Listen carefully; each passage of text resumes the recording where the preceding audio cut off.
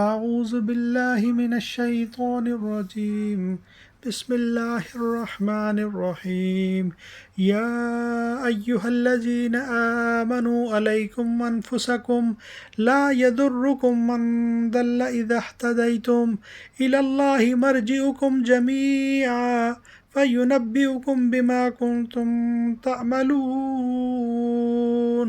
شروع اللہ کے نام سے جو بڑا مہربان نہایت رحم والا ہے۔ اے ایمان والو، تم اپنے بچاؤ کی فکر کرو۔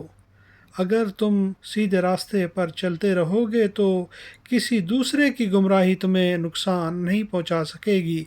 تم سب کو اللہ کے پاس لوٹ کر جانا ہے، پس وہ تمہیں تمہارے کیے کی خبر دے گا۔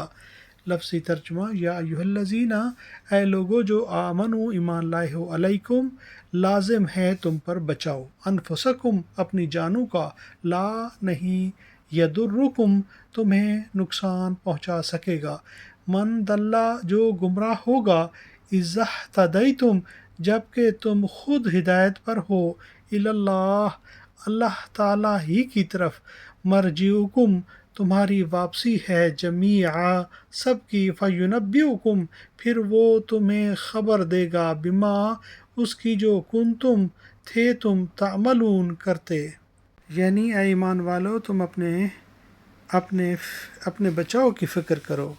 اگر تم سیدھے راستے پر چلتے رہو گے تو کسی دوسرے کی گمراہی تمہیں نقصان نہیں پہنچائے گی۔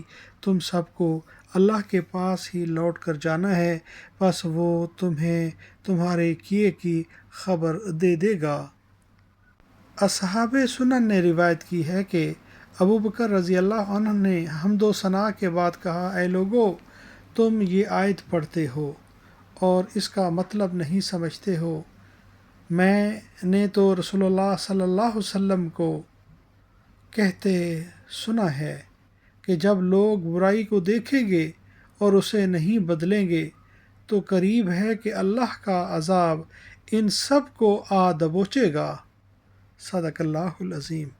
اللہم صلی وسلم علی نبینا محمد وآل محمد، رب ارحمہما کما ربیانی صغیرا، ربنا ھب لنا من ازواجنا وذریاتنا قرۃ اعین واجعلنا للمتقین اماما، آمین یا رب العالمین۔